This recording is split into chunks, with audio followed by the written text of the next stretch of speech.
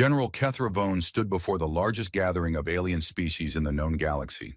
The great assembly hall of Varanthos Prime stretched for miles in every direction. Floating platforms held representatives from over 4,000 different species. Some breathed oxygen, others breathed methane or pure nitrogen.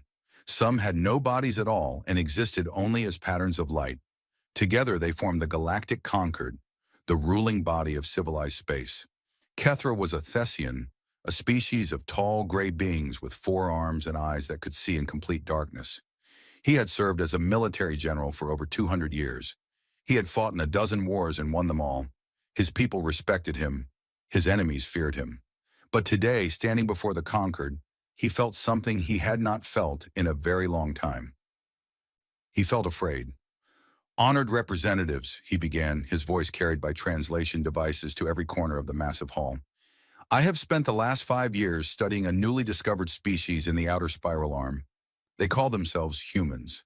They come from a small blue planet called Earth, and I am here to warn you about them." Soft laughter rippled through the assembly. Kethra had expected this. He continued anyway. "The humans are not like other young species. They are strange.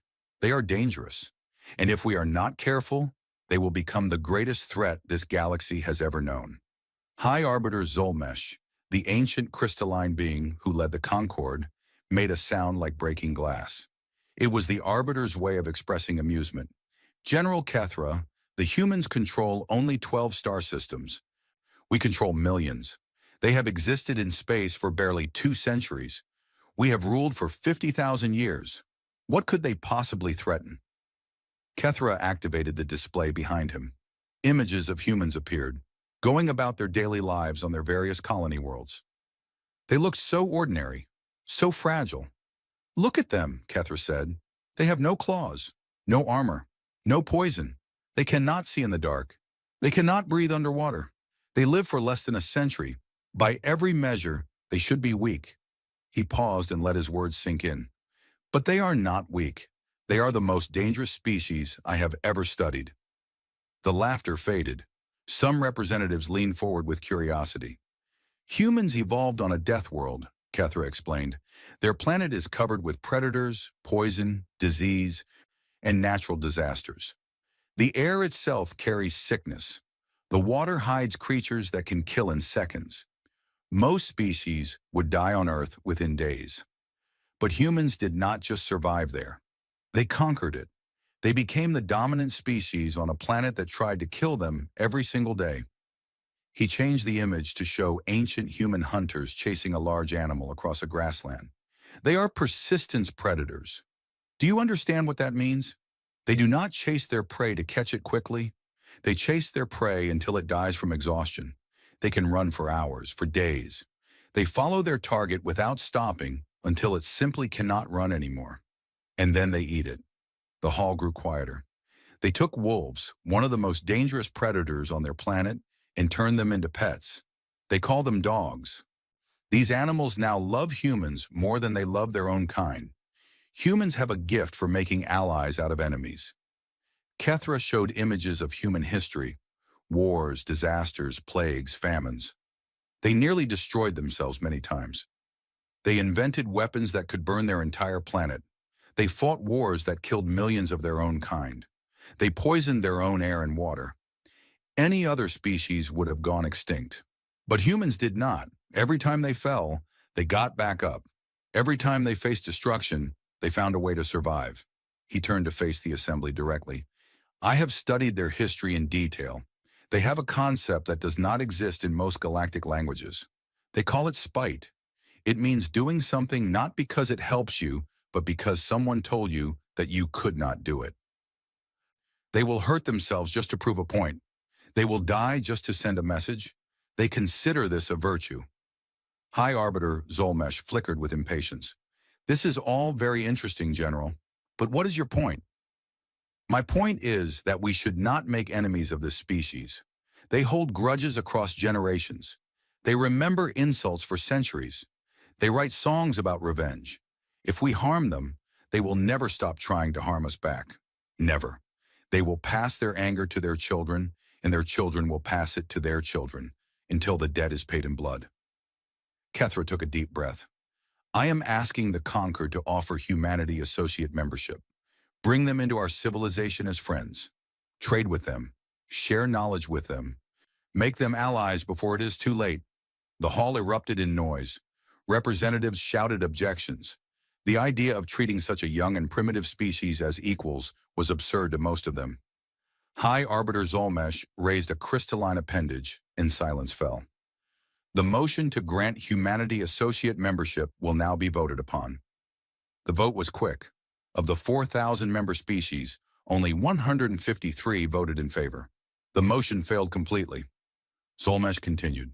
We will now vote on Resolution 749, the implementation of resource management protocols in human-controlled space. Their systems contain valuable minerals that the Concord requires for expansion. Kethra felt his heart sink. Resource management protocols.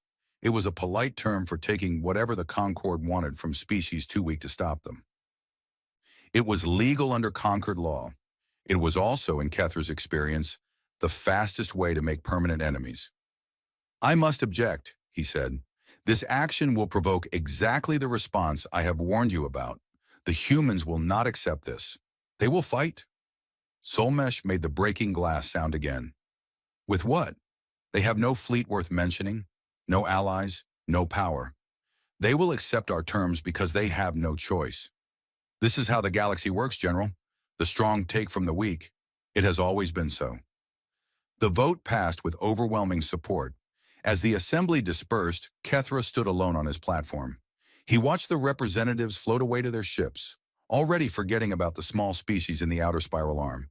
He activated his personal communicator and sent a message to his homeworld. The message was short. Begin construction of defensive shelters.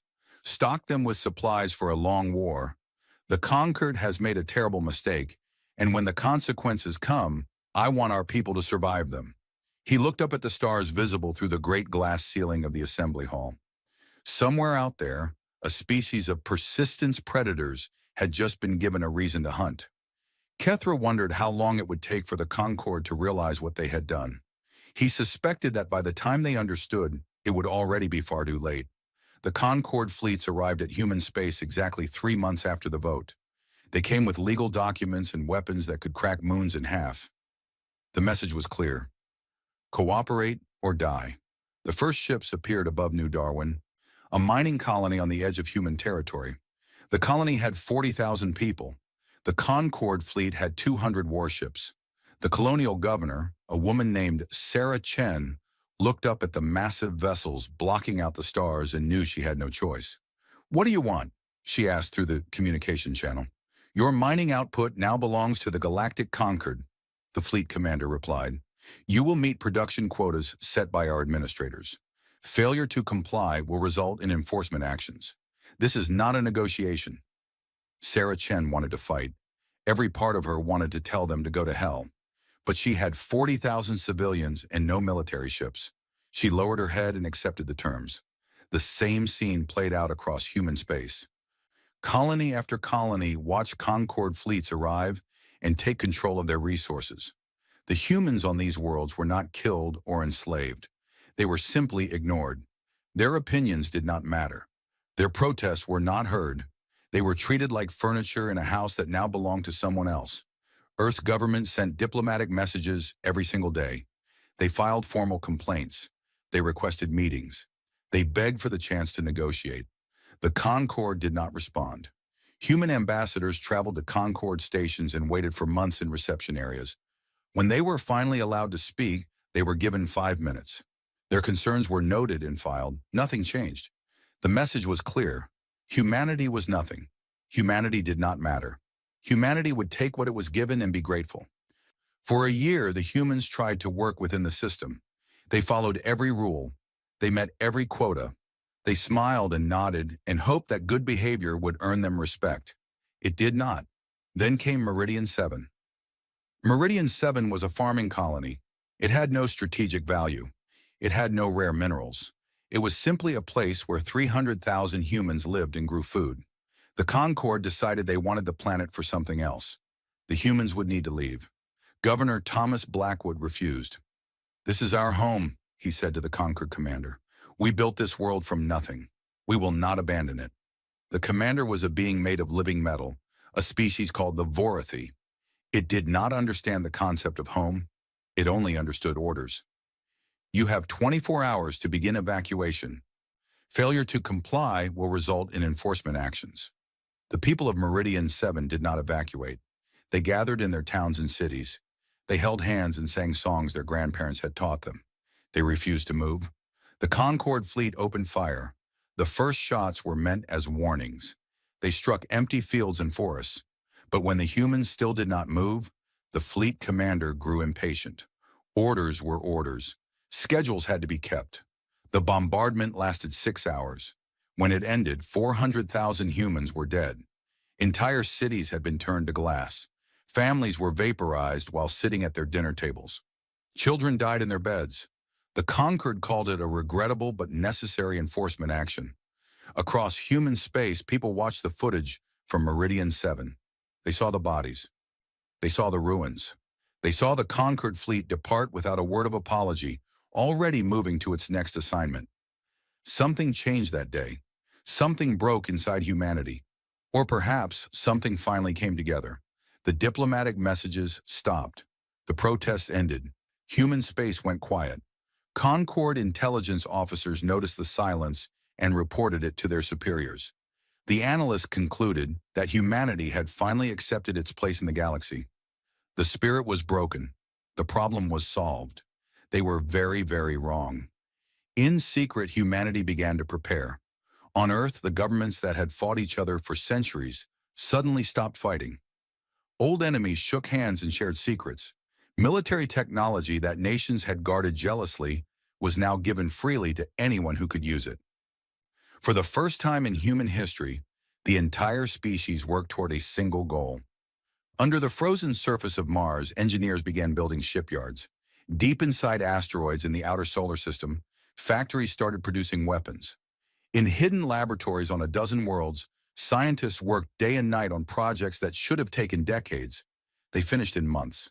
Humanity had always been good at war. It was their great shame and their great strength. Now they poured everything they had into becoming better at it than they had ever been before. The Concorde spies detected increased industrial activity in human space. They saw the power signatures. They noticed the construction, but they misunderstood what they were seeing. They are building memorials, the intelligence reports concluded.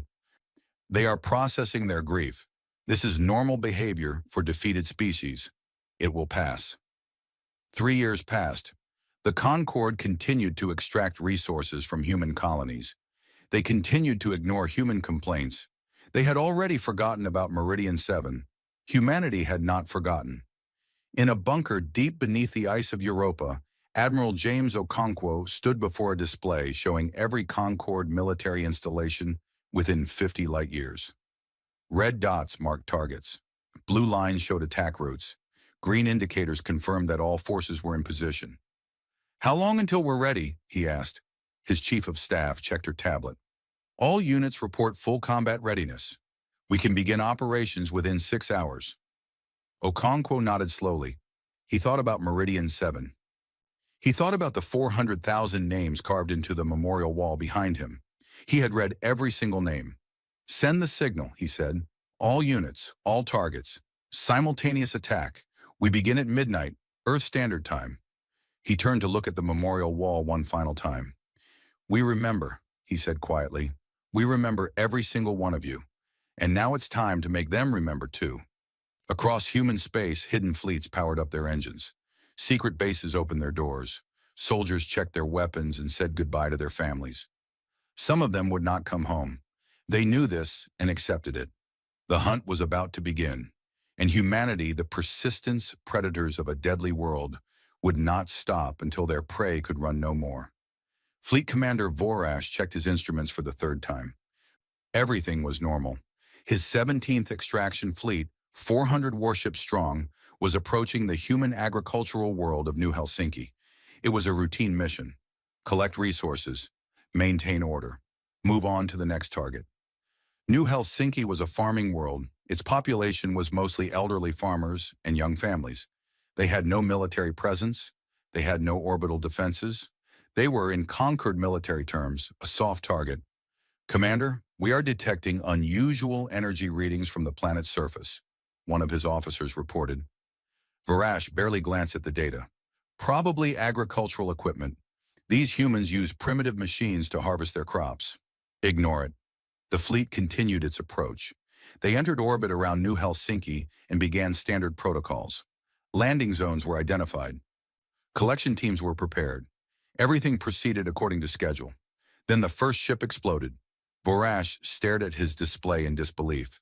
The destroyer, Relentless Justice, had simply vanished. One moment it was there. The next moment it was a cloud of expanding debris. "What happened?" he demanded. Before anyone could answer, 3 more ships exploded. Then 5 more. Then 10. "We are under attack!" someone screamed. "Ships coming from everywhere! They were hiding in the asteroid belt! They were hiding behind the moons! They were hiding in the planet's shadow!" Varash watched in horror as human warships emerged from every direction. These were not the primitive vessels his intelligence reports had described. These ships were fast. They were heavily armed, and there were hundreds of them. All ships, "Return fire," he ordered. "Form defensive positions." His fleet tried to respond, but the humans gave them no time. The attack was perfectly coordinated. Each Concorde ship faced multiple enemies. Whenever a Concorde vessel tried to retreat, human ships were already waiting in its path. And then Varash saw something he would never forget. A human fighter craft, badly damaged and trailing smoke, flew directly toward his command ship. It was not attacking. It was not trying to escape. It was accelerating. "They are going to ram us," his tactical officer said, his voice shaking. "Commander, they are going to ram us with their own bodies." The fighter struck the Relentless Dawn's engine section and exploded. The command ship survived, but barely. All across the battle, Vorish saw the same thing happening.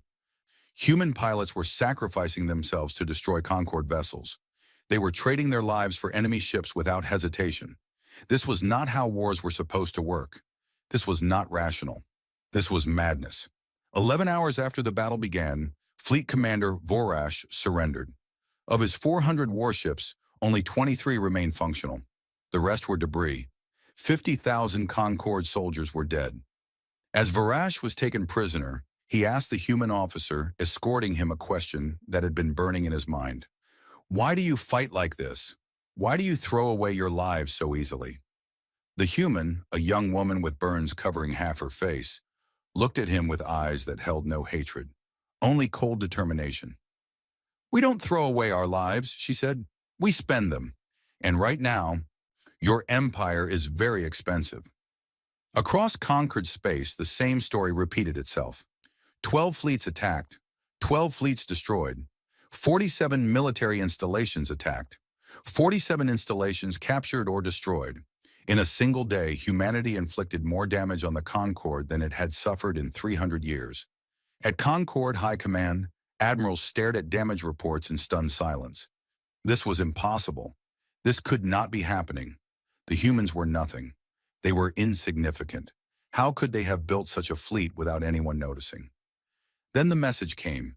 Every communication system in conquered space, military and civilian, suddenly broadcast the same transmission. A human woman appeared on every screen. She wore a military uniform. Behind her, the flag of the United Terran Military Command hung on the wall. Her eyes were the color of winter ice. "My name is Admiral Helena Vance," she said. "3 years ago, your Concorde killed 400,000 of our people on Meridian 7. We remember their names. We remember every single one of them. Marcus Chen, age 6, Elena Dubois, age 93, Thomas Blackwood, who refused to abandon his people. We remember them all." She paused and let her words sink in. "You took from us. Now we take from you. You thought we were weak because we are small. You thought we would submit because we are few. You were wrong." The image shifted to show footage of the day's battles. Concorde fleets burning, Concorde stations falling, Concorde soldiers surrendering. This is what humanity can do in a single day. Imagine what we will do in a year. Imagine what we will do in a decade. We will not stop. We cannot stop. You have given us something we have never had before. You have given us a common enemy. You have united a species that spent its entire history fighting itself. Admiral Vance leaned closer to the camera. We are the children of a death world. We survived ice ages and plagues and predators and each other. We walked across continents. We conquered oceans. We left our planet and reached for the stars. And we did all of this while fighting among ourselves. Now imagine what we can do when we fight together.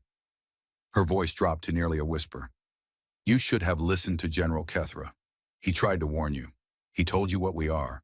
But you laughed. You thought you were safe. You thought your numbers and your technology would protect you. They will not.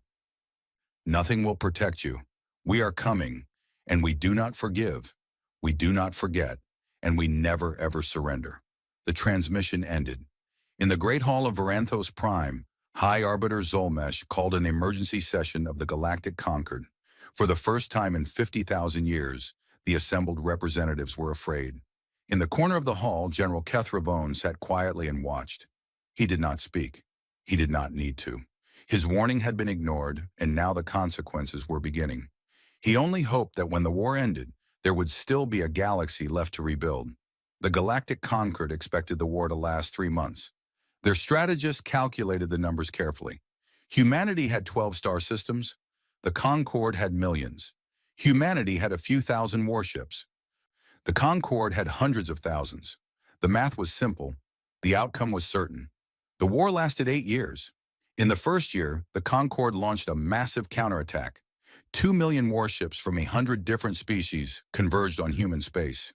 They would crush the upstart humans and restore order to the galaxy. The fleet was so large that it blocked out the stars when it arrived. The humans did not try to fight them directly. Instead, they vanished. Human fleets scattered across the galaxy like seeds in the wind. They hid in asteroid fields and gas giants. They traveled through uncharted space where no sane species would go. They appeared, attacked, and disappeared before the Concord could respond. The massive Concord fleet conquered empty space. They captured human colonies only to find the populations gone. The humans had evacuated their own worlds, taking everything of value with them. The Concord won every battle and gained nothing. Where are they? The Concord admirals demanded. Find them and destroy them. But the humans were everywhere and nowhere. A Concord supply convoy would be destroyed, and by the time reinforcements arrived, the attackers were gone. A military base would be captured, its defenders overwhelmed by humans who seemed to appear from thin air. A manufacturing world would wake up to find its orbital stations in human hands. The humans called this way of fighting guerrilla warfare. They had invented it thousands of years ago on Earth, and they had perfected it over centuries of fighting each other. Now they turned it against the conquered. They did not play fair. They did not follow the traditional rules of galactic warfare. They poisoned water supplies. They sabotaged power plants. They spread false information that made conquered commanders attack their own allies. They bribed officials and turned soldiers into spies. And they used something the conquered had never encountered before: psychological warfare. Human ships would appear above conquered worlds and broadcast messages. Not threats, not demands, just information. Your government told you that we attacked first, the messages would say. This is a lie. They killed 400,000 of our civilians on Meridian 7. Here is the footage. Here are the names of the dead. Here is the Concord order that authorized the massacre. Your leaders have lied to you. How many other lies have they told? On some worlds, the messages were ignored. On others, they planted seeds of doubt. And doubt, the humans knew, was more dangerous than any weapon. By the third year of the war, the Concord had lost 50 star systems, not to direct military conquest, but to rebellion. Species that had been Concord members for thousands of years began to question their loyalty. If the Concord could massacre civilians so easily, what else were they capable of? If they could lie about one thing, what other lies were they telling? The humans treated surrendering enemies with respect. They fed prisoners. They provided medical care. They released captured soldiers with messages for their families. Word spread through the Concord that the humans were harsh in battle but kind in victory. This confused the Concord deeply. Their own policies were the opposite. They were kind before battle, offering terms and negotiations. But those who resisted were punished without mercy. The humans did it backwards, and somehow it was working. General Kethra watched the war from his homeworld and understood what was happening. The humans were not just fighting a military campaign. They were fighting for hearts and minds. They were turning the Concord's own subjects against it. In the 5th year of the war, the Thessian Dominion declared neutrality. Kethra had spent years preparing his people for this moment. When the declaration was made, he broadcast a message explaining why. "I warned the Concord about the humans," he said. "I told them to make peace. They laughed and voted for war. Now millions are dead, and millions more will die before this is over. The Thessian people will not sacrifice our children for the Concord's pride. We welcome any who wish to join us in peace." 17 other species followed the Thessians into neutrality within the next month. The Concord began to crack. By the 7th year, humanity had grown from 12 star systems to over 200.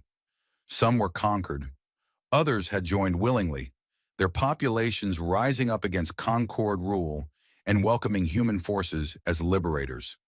The tiny species that the Concord had dismissed as nothing was now a major galactic power.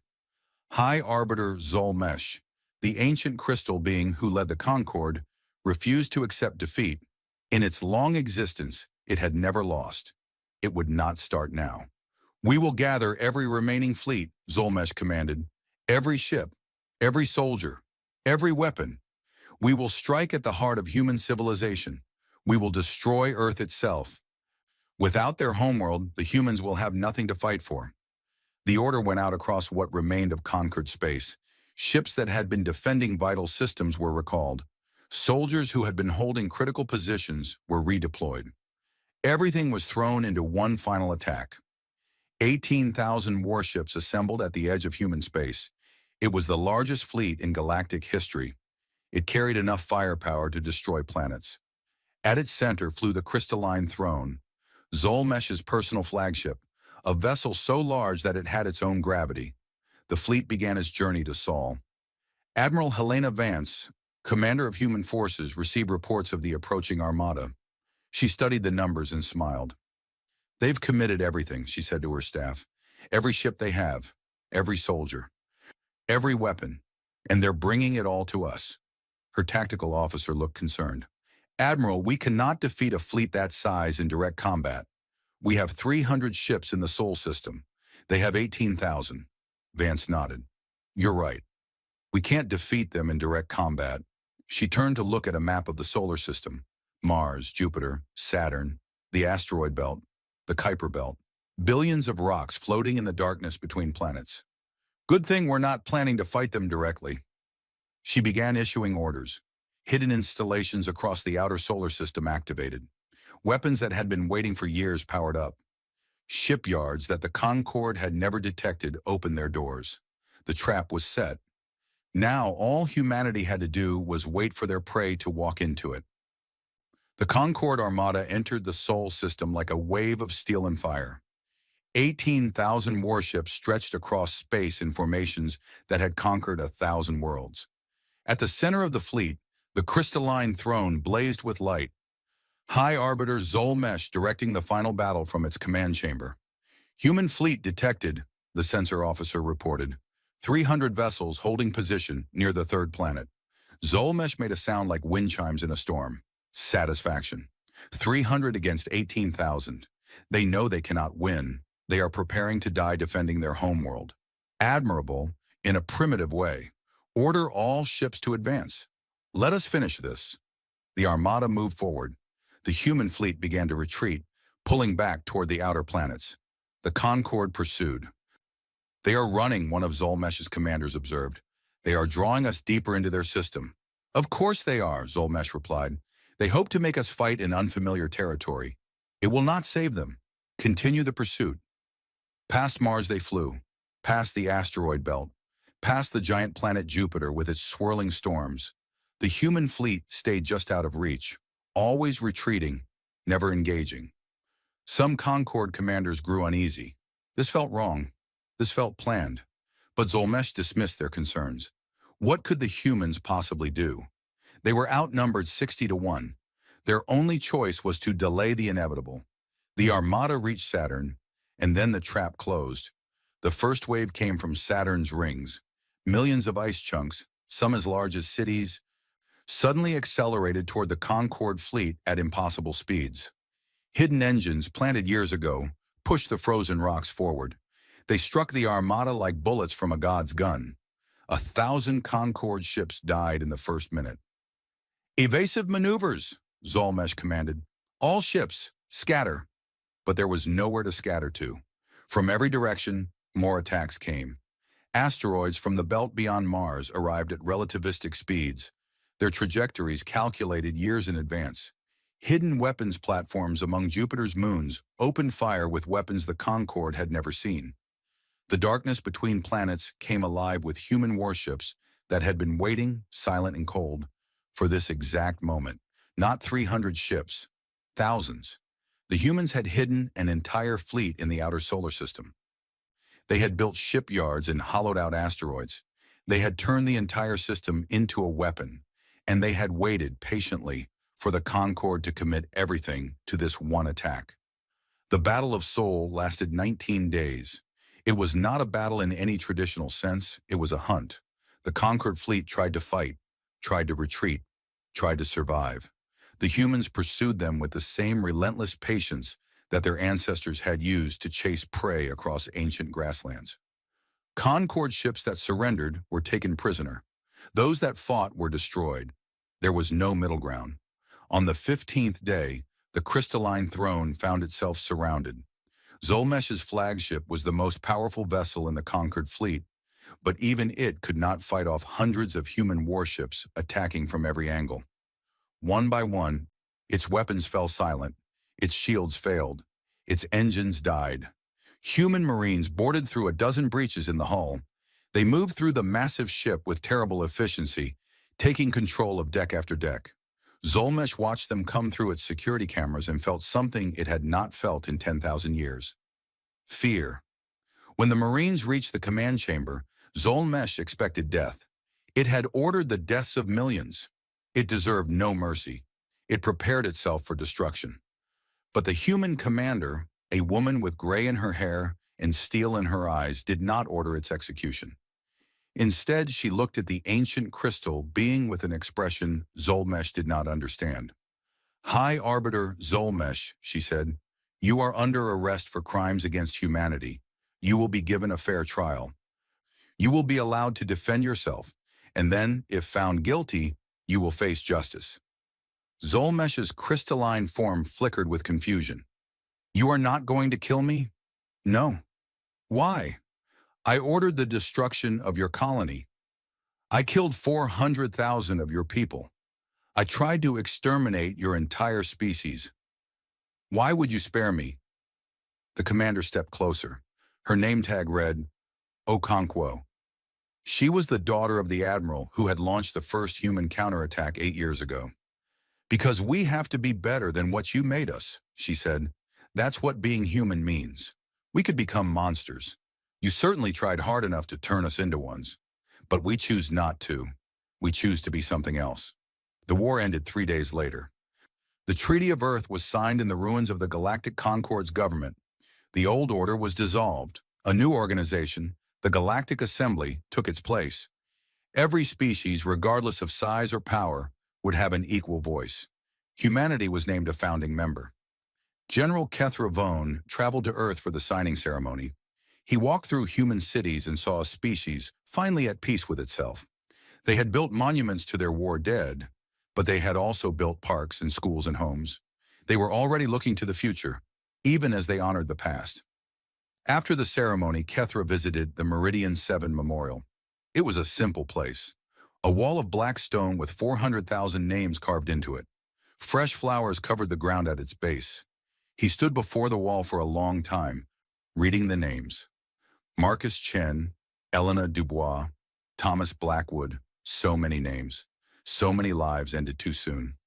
He took out a small tool and, in the Thessian way of showing respect, carved his own name into the bottom of the wall, not as one of the dead, but as one who mourned. A human family watched him do this.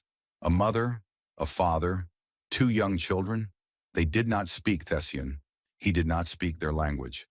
But when he finished, the mother nodded to him, and he nodded back. Some things did not need translation. That night, Kethra stood on a balcony overlooking the human capital city.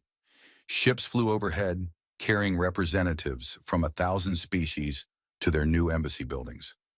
The galaxy was changing. Everything was changing. A young human officer joined him. "General Kethra," she said, "I wanted to thank you." "For what?" "For trying to warn them. For trying to prevent all of this." Kethra looked at her with ancient eyes. "I failed. They did not listen. Millions died because of that failure." The officer shook her head. "You didn't fail. You did everything you could. And when the war came, your people stayed out of it. You saved Thessian lives by having the courage to stand alone." She paused. "That's something humans understand. Standing alone because it's the right thing to do." Kethra considered this. Perhaps she was right. Perhaps he had not failed completely. "What happens now?" he asked. The officer looked up at the stars. "Now we build something better. Together." And so they did. In the decades that followed, the Galactic Assembly grew strong. Conflicts still happened, but they were resolved through negotiation rather than extermination. Species that had been enemies for millennia learned to work together. And at the heart of it all stood humanity, the Death World survivors who had refused to surrender. They were still stubborn, still emotional, still prone to holding grudges and fighting among themselves. But they were also capable of forgiveness, capable of mercy, capable of building as well as destroying. The galaxy learned to live with them, and in time the galaxy learned to be grateful for them, because the humans had taught the stars a lesson that would never be forgotten. The smallest voice can shake the heavens. The weakest species can shatter empires. And those who fight for each other, who stand together against impossible odds, who refuse to give up no matter the cost, they can change everything. Beware the humans. But more importantly, befriend them, because there are no better allies in the universe than those who have already proven they will never stop fighting for what they love.